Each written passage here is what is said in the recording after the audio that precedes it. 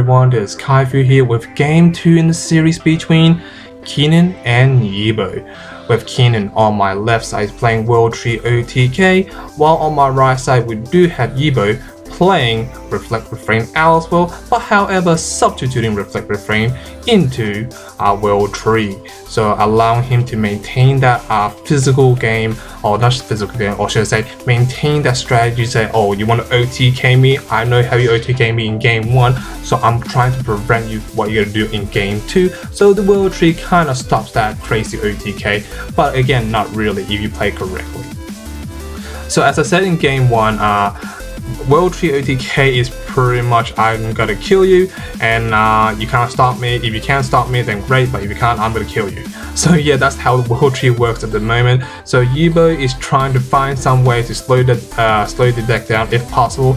At the moment, he can actually put some extra defensive if he needs to, because the extra defense might be the answer he needs. Now, people are wondering why does he have a Levaban on the field still? Well, this is assuming that he has Rules Memorial in the main board. So with Rules Memorial in the main board, and obviously if he side out Reflect Refrain, it's not as consistent drawing to Regalias. So having Regalia in the deck still obviously allows you to have like high chance drawing to it in the prior mulligan or even after mulligan. Allows you to play the Regalia, and then hopefully Rules Memorial does not come in tap, because when it comes in tap against an OTK type of deck, you're putting yourself in a terrible position.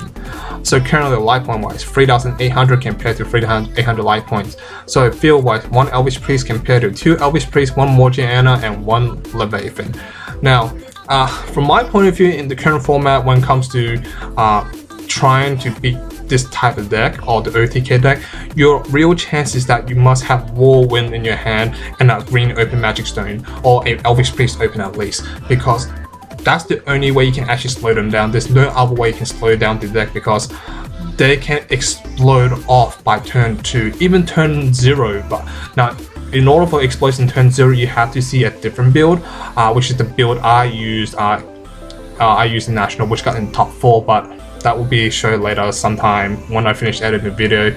Now, a lot of people ask me why it took you so long to edit this video.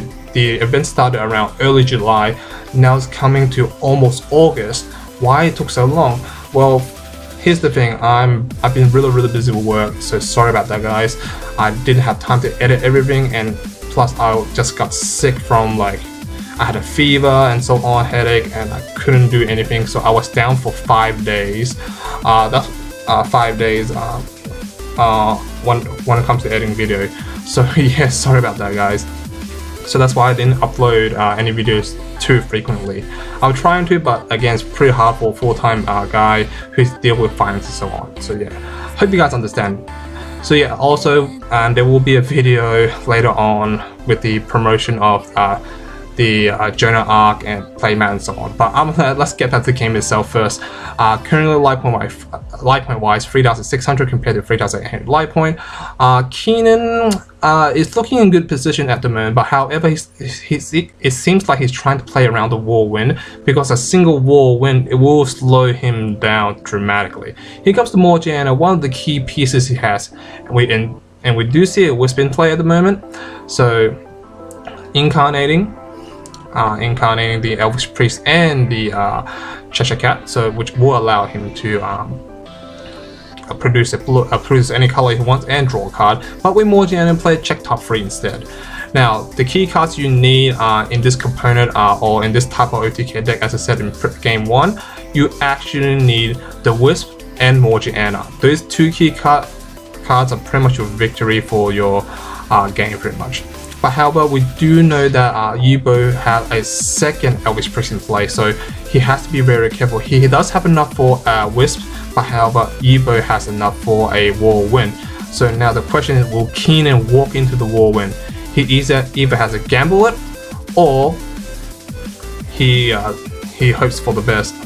He doesn't have it, or walk into it as a thing. And seems like Yibo doesn't have it, so paying 3,500 life points. Putting him down to 100 life points, so now he will be drawing 7 cards, checking top 21 cards. so that's a lot of parts to go through. So let's see, an Elvish Priest, double Elvish Priest, and a Morgiana, so obviously not that great of a deal, but however, and now this is where the solitary game kicks in now, so pretty much I'm gonna do everything on my turn and so on. But however, Kehane have to take into consideration as well that Yibo has 2 blockers, so pretty much 2 of your wolves will not able to do much unless you can recycle those appreciate action. Remember, appreciate action you only can have max of 4, regardless how you do it, but unless you play Pawn of Sacred Beast, which is shuffle all your stuff back from the graveyard back to the deck, there's no way you can do the more 4 launch attacks. So all he has to do is that block 2 attacks and survives, and he survives. If he's able to nuke the field, then you're in a lot of trouble. All he has to do is somehow drain your life point down to 0, and the only way to drain your opponent's life down to 0 without triggering the World Trees effect. And sorry, that was my phone. I'm turning that off now. Sorry about that, guys. Now the only way to prevent it from happening, the tree from triggering, you have to drain your opponent. The only way is that there's only 2 cards in the mode exist that can drain the opponent, which is Adam Broly, which is sacrificing incarnating a Darkness Resonator, and the other one is Heidi from the first set of the Grim Cluster. So what Heidi does is that when it enters free, it say enters, your opponent loses 2 life. That's it. So once you lose 2 life, they can't do much. So let's get back to the game itself. 100 life point compared to 3,800. The 100 life point doesn't really matter because Kehnan is like, you know what, my life point doesn't matter, I'm just going for the beating and you can keep kicking the hitting. So not a lot of things that Yibo can do at the moment. He can definitely block with the Elvish Priest if he needs to, but I think he wants to save it for maybe later in the game for blocking purposes and so on. So let's see. In comes another wolf, so yeah, pretty dangerous at the moment. Those wolves can be very, very powerful. In comes Precious Attack, and in comes the paying 1 white, I believe, from the Moonshade. And Sign to the Future, targeting double wolf. Interestingly, now if I was Yibo, I would target the ones being targeted by the Precious Attack and also removing Morgiana. Remember, Morgiana is the one allowing him to dig through the deck a bit deeper.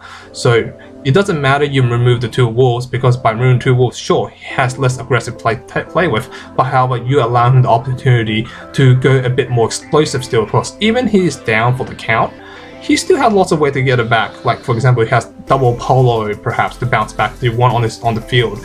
He has many ways to get on the field again once more, so you have to be very careful.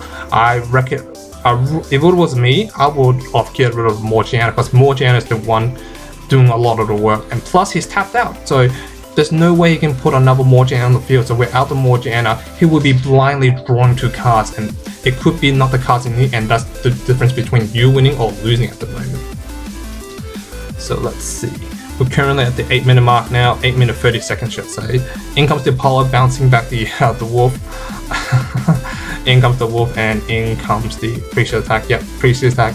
Drawing cards. See, as you can see, if he got rid of the Morgiana, this will not happen. Like, he will not able to dig through as much. And also to let you guys know, I think there was some kind of miscalculation on both players' part. Unless I miscalculated myself on the video. It says that they are both Yibo is on 600 life point, and while it says on mine is 800 life point. I've been watching the whole video, I don't know where the 600 came from, and that Morgiana should not be able to attack, by the way guys, because it was summoned this turn. But as you can see, a combo based complex like this type of deck, it's easy to lose track, because like you look, well, I only have 2 Magic Stone, I play both of them for the whip, so there's no way. Like, it's kind of confusing, but it makes sense, because like, well, it doesn't make sense, but it makes sense why there's a confusion involved with the Morgiana able attack. But this is the reason what will happen at the moment. So yeah, because of the miscommunication down to 600 life point, is currently actually 300 life point for Yibo, but it's actually 500. So in comes the Adam Broly, draining the life to 0 from their point of view, but it's actually drained down to 100 life still. So that's the game, guys. Thank you for watching. Thank you, guys. Hope you guys enjoyed it. See you guys next time. Peace.